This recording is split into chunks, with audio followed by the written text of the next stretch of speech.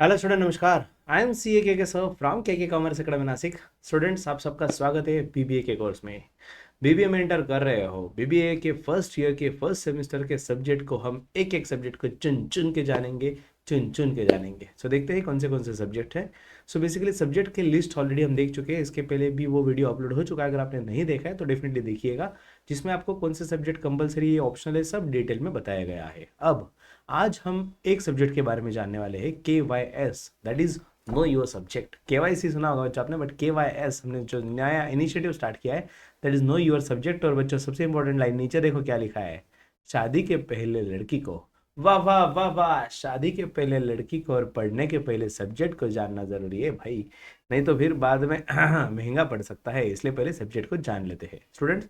जैसे कि हम देख सकते हैं, ये जो FY BBA सेमेस्टर 1 सब्जेक्ट की जो लिस्ट दी है, इसमें मेजर मैंडेटरी वन और ब्रैकेट में लिखा है compulsory. So principle of management ये कंपलसरी सब्जेक्ट है और ये 2 क्रेडिट स्कोर के लिए है। ठीक है स्टूडेंट्स, हम CBCS पैटर्न, अगर आप ग्रेजुएशन में एंटर कर रहे हो और NEP के हिसाब से अभी आपका जो भी पूरा स्ट्रक्चर है, ये सब क्रेडिट बेस्ड स्ट्रक्चर है। ठीक है, क्रेडिट बेस्ड स्ट्रक्चर होने की वजह से हमें यहाँ पे इन टर्म्स ऑफ परसेंटेज या मार्क्स नहीं बात किया जाता, हमेशा आपको क्रेडिट पॉइंट के हिसाब से बताया जाएगा। बट आपके नॉलेज के लिए बता दूं, एक क्रेडिट पॉइंट का मतलब 25 मार्क्स होता है। अभी 2 क्रेडिट पॉइंट मतलब ऑफकोर्स 50 मार्क हो गए। ठीक है, सो अभी हम चैप्टर जो सब्जेक्ट है अपना प्रिंसिपल ऑफ मैनेजमेंट, उसके बारे में जानते हैं कि एग्जैक्टली इसमें क्या दिया है। वैसे तो सब्जेक्ट के नाम से थोड़ा थोड़ा लिंक रख रहा है कि मैनेजमेंट, बिजनेस मैनेज करना है।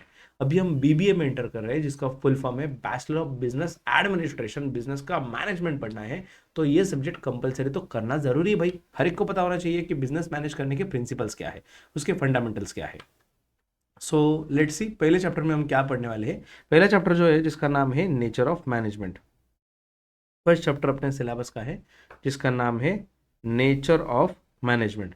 अब नेचर ऑफ मैनेजमेंट में हम क्या क्या पढ़ेंगे। हाँ, सबसे पहले meaning and importance of management. Management का मीनिंग क्या है, उसका इंपॉर्टेंस क्या है बिजनेस में। उसके साथ साथ की मैनेजमेंट फंक्शन, ऐसे जो इंपॉर्टेंट फंक्शंस होते हैं, मैनेजमेंट के फंक्शंस होते हैं, जो फंक्शंस के बिना बिजनेस चल ही नहीं सकता। और मैनेजमेंट जो है, ये एक आर्ट है, एक साइंस है, एक प्रोफेशन है। मैनेजमेंट एक कला है, कोई भी मैनेजमेंट नहीं कर सकता।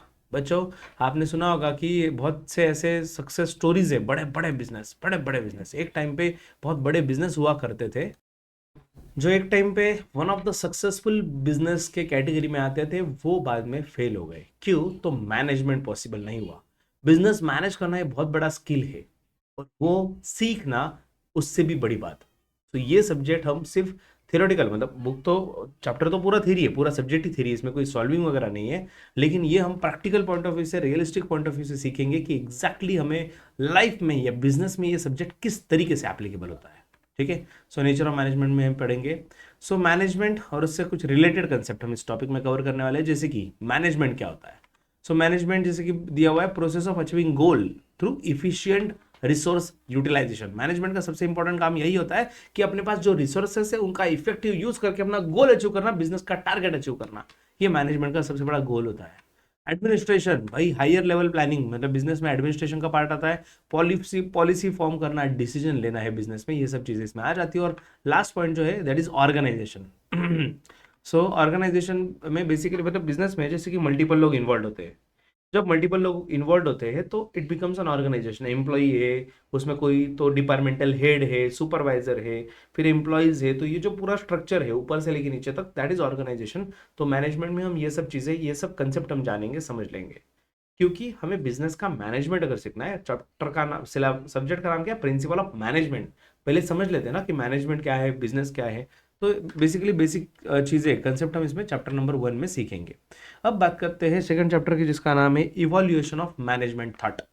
तो अब मैनेजमेंट थॉट को इवॉल्व करने वाले कुछ ग्रेट पर्सन, जिसमें से फर्स्ट इज फ्रेडरिक टेलर, जिन्होंने साइंटिफिक मैनेजमेंट, साइंटिफिक तरीके बताए हुए बिजनेस मैनेजमेंट के, किस तरीके से बिजनेस मैनेज किया जा सकता है with the use of scientific principles.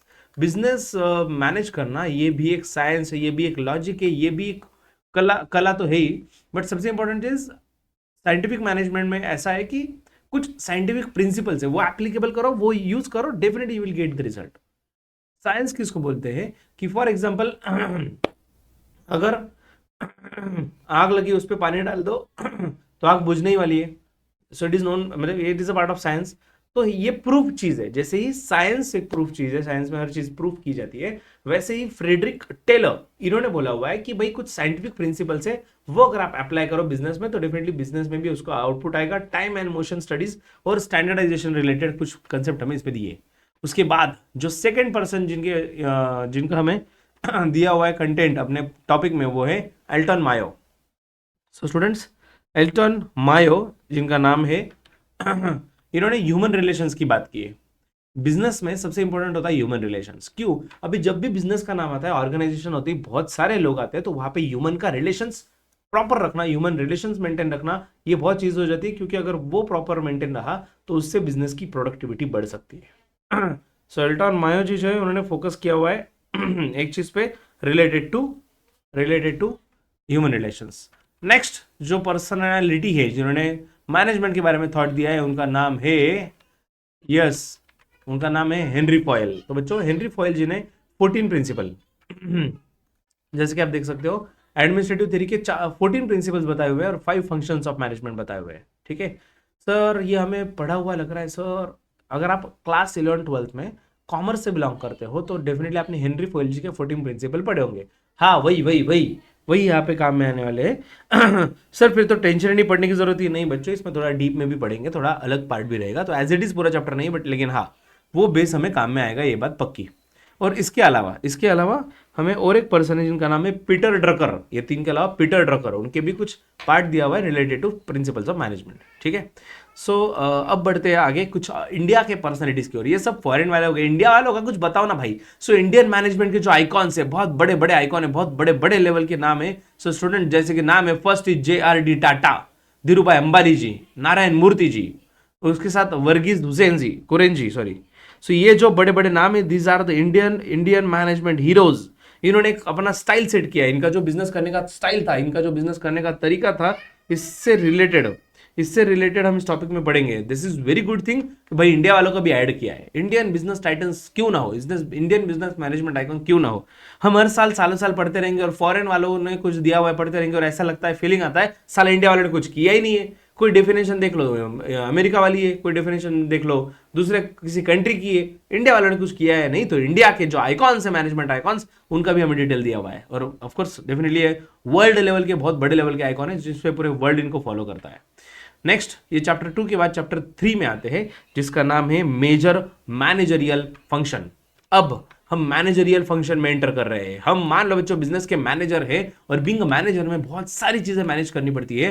तो क्या क्या करना पड़ता है मैनेजरियल लेवल पे, मैनेजमेंट लेवल पे? सबसे पहले हमें करना पड़ता है फोरकास्टिंग मतलब एंटीसिपेटिंग फ्यूचर कंडीशंस।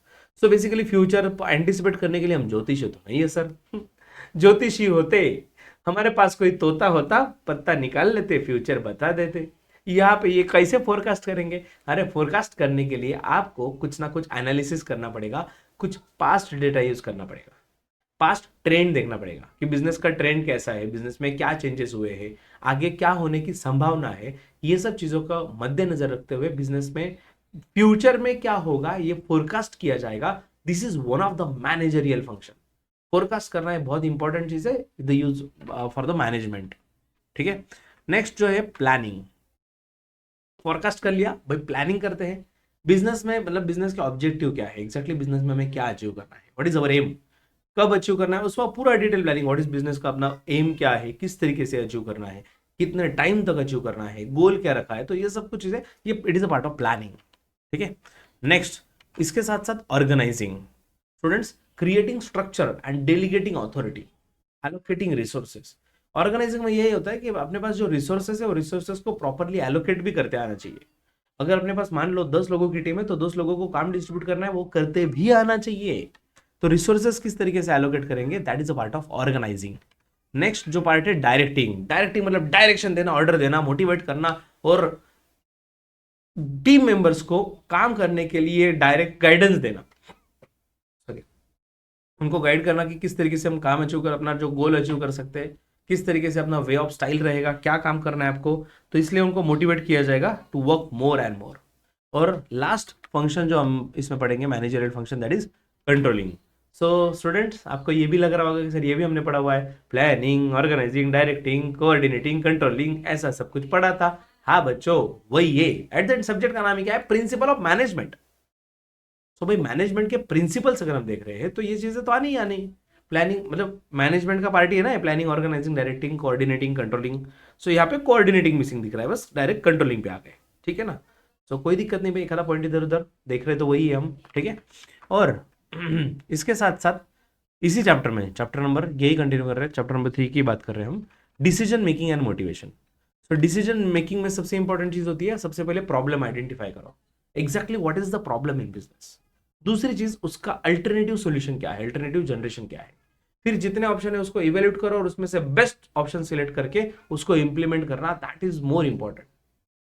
डिसीजन मेकिंग में कई बार हम भी बिजनेस में ऐसा कंफ्यूज हो जाते हैं, मेरा ही बिजनेस में, फॉर एग्जांपल मेरी बात कर लो, स्टूडेंट्स के कॉमर्स अकेडमी नाम से अपना इंस्टीट्यूट है नासिक में, ऑफलाइन में और ऑनलाइन में, तो आप कहीं से भी पढ़ सकते हो। आपको बस डाउनलोड करना है हमारा ऐप जिसका नाम है KKCA।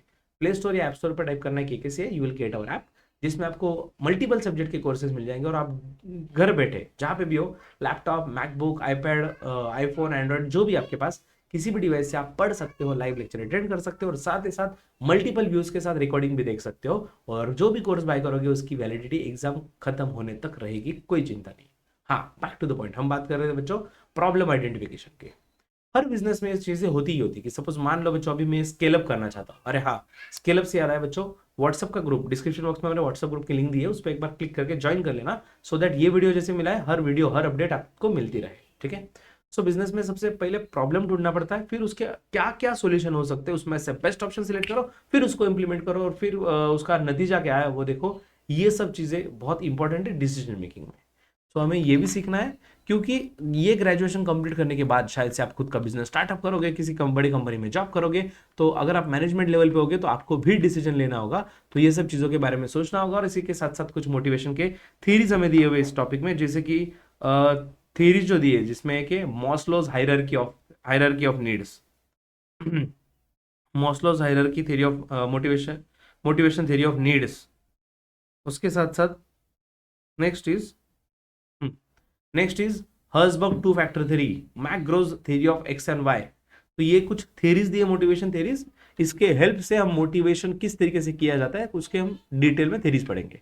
नेक्स्ट अब आते हैं अपने लास्ट चैप्टर पे। 4 चैप्टर में आपका पूरा सिलेबस बटा हुआ है स्टूडेंट्स। तो लास्ट चैप्टर जो है चैप्टर नंबर 4, उस पे आते हैं जिसका नाम है मैनेजमेंट ऑफ, हाँ, management of change. So guiding organisation through transition, resistance management and change models. So management of change में क्या दिया है, गाइडिंग ऑर्गेनाइजेशन, मतलब रिसेंट ट्रेंड्स में सबसे इंपॉर्टेंट चीज है कि हमें समय के साथ बदलना पड़ता है, चेंज लाना पड़ता है। अभी आज के 10 साल पहले अगर शायद से अगर आपको कोई बोलता भाई ऑनलाइन पढ़ ले, आप बोलते ऑनलाइन समझेगा क्या, एडे पे निकालता, कुछ भी बोलता। आज के डेट में दिस इज एक्सेप्टेड ट्रुथ कि ऑनलाइन में आप बहुत अच्छे से पढ़ पा रहे हो, आपका ट्रैवलिंग टाइम से हो रहा है, आपका ट्रांसपोर्टेशन कॉस्ट से हो रहा है, बहुत सारे बेनिफिट है। तो ये क्या हुआ, चेंज। तो हम बिजनेस पे आते हैं, बिजनेस में भी कई बार चेंज करने की जरूरत पड़ जाती है। अभी हमारे बिजनेस की बात करें तो कोरोना के पहले हम कंप्लीटली ऑफलाइन में काम कर रहे थे, और कोरोना के बाद जैसे मैंने एज अ फाउंडर मैंने एक दिन डिक्लेयर कर दिया, पूरी टीम को बुलाया कि हम ऑनलाइन में एंटर कर रहे हैं, हमारे सेशन अभी इसके आगे ऑनलाइन हो गए। सो टीम वाज लाइक कि कैसे करेंगे सर, ऐसा कैसे पॉसिबल है, सामने कौन रहेगा सर, कैमरा रहेगा तो कैमरे के सामने हम कैसे सिखा सकते हैं, हम लिखेंगे तो कैसे उनको दिखेगा, प्रेजेंटेशन कैसा होगा सर, इंटरेक्शन कैसे करेंगे, बहुत सारे सवाल थे। और मैनेजमेंट को तैयार करना पड़ता है चेंज के लिए, उनका माइंडसेट बनाना पड़ता है, चेंज एक्सेप्ट करना इज द ओनली थिंग बच्चों, the only thing which is constant in the world is change is the only constant thing. तो मैनेजमेंट को भी चेंज करने के लिए गाइड करना पड़ता है। अगर आप रातों रात चेंज कर दोगे भाई और बहनों, आज रात 12 बजे के बाद अपना ऑर्गेनाइजेशन चेंज हो जाएगा, तो भाई मैटर हो जाएगा। स्टेप बाय स्टेप करवाया जाता है, शांति से समझा के। और साथ ही साथ हमें क्राइसिस मैनेजमेंट करना भी बहुत जरूरी है। क्राइसिस मैनेजमेंट मतलब अचानक से अगर कोई समस्या आ जाए बिजनेस में तो उसको किस तरीके से हैंडल किया जा सकता है। So it is a part of crisis management. अगर इमरजेंसी सिचुएशन किस तरीके से रिस्पॉन्स करे, किस तरीके से उसको हैंडल करे, ये क्राइसिस मैनेजमेंट का पार्ट है। और इसी चैप्टर में हम आगे पढ़ेंगे TQM, that is total quality management. तो हमारा पूरा फोकस किस चीज पे होना चाहिए, टोटल क्वालिटी, प्रोडक्ट का बेस्ट क्वालिटी बनाना है, कोई डिफेक्टिव मटेरियल हो ही ना, जो प्रोडक्ट बनेगा बेस्ट बनेगा, मैक्सिमम क्वालिटी पे फोकस रहेगा, ज्यादा मतलब ज्यादा से ज्यादा बेस्ट क्वालिटी और कम से कम डिफेक्ट निकलने के लिए TQM, इस पे भी हम फोकस करेंगे। लास्ट तो इसी चैप्टर का पार्ट है एंगेजिंग मैनेजमेंट अप्रोच। तो एंगेजिंग मैनेजमेंट अप्रोच में सबसे पहले क्या दिया है, नॉलेज मैनेजमेंट। नॉलेज मैनेजमेंट में दिया देखो, जैसे कि capturing organisational wisdom, creating learning organisation, leveraging intellectual capital, knowledge sharing system. ये थोड़ा हेवी जा रहा सर, ये भेजे के अंदर नहीं घुस रहा सर बिल्कुल भी। क्या है नॉलेज मैनेजमेंट भाई, सब चीजें अभी समझ जाएंगे तो पूरा सिलेबस में क्या पढ़ेंगे हम, पूरे सिलेबस में हम एक एक करके डिटेल में पढ़ने वाले हैं ना, तो सब कुछ तो समझ नहीं सकता, कुछ चीजें समझ गई होगी क्योंकि क्लास 11-12 का थोड़ा बहुत बेस था, लेकिन सब चीजें भेजे के अंदर घुसने वाली नहीं है। दिस इज ट्रूथ, ठीक है। और स्टूडेंट्स आउटसोर्सिंग की बात करें तो आउटसोर्सिंग भी एक पार्ट है बिजनेस का, कि जिसमें हम अपने बिजनेस का कुछ पार्ट दूसरे को हैंड ओवर कर देते कि भाई ये पार्ट आप देख लो। Strategic focus on core competency, अभी फॉर एग्जांपल टीचिंग ही हमारा कोर पार्ट है। So being a teacher, being a founder, it is my duty to teach the students. इसी के साथ साथ अगर मैनेजमेंट भी करना है या एडवर्टीजमेंट का मार्केटिंग का पार्ट संभालना है, so it is not my core competency. तो मैंने क्या किया, मैनेजमेंट के लिए एक टीम हायर की, उनको बोला कि मैनेजमेंट और मार्केटिंग आप देख लो, मैं सिर्फ टीचिंग पे फोकस करूंगा। So that is outsourcing. इससे कॉस्ट इफिशियंसी हो जाती है और हमें स्पेशलाइजेशन की सर्विस मिलती है। वेंडर सिलेक्शन, इससे हम बेस्ट वेंडर सिलेक्ट कर सकते हैं। जो बेस्ट वेंडर है किसी भी सर्विस प्रोवाइडर का, उससे हम सर्विस ले सकते हैं। सो रिस्क, इसमें भी कुछ रिस्क है और कुछ क्वालिटी कंट्रोल के मेजर्स भी आउटसोर्सिंग के प्लस और माइनस, ये भी हम जानेंगे डिटेल में। सो स्टूडेंट्स, इसी के साथ साथ हम आपसे अलविदा लेते हैं, लेकिन भूलना मत, आपको सेशन होने के बाद तुरंत डाउनलोड करना है हमारा ऐप जिसका नाम है KKCA। ये लेक्चर का जो PDF है आपको मिल जाएगा, बुक्स, नोट्स, ऐसी बहुत सारी चीजें, कुछ पेड और कुछ फ्री, बहुत सारी चीजें आपको यहाँ पे मिलने वाली है। सो प्ले स्टोर हो या ऐप स्टोर हो, जस्ट आपको टाइप करना है KKCA, और हमारा नंबर अभी सेव कर लो बच्चों, आपको डेफिनेटली काम में आएगा थ्रू आउट द ग्रेजुएशन।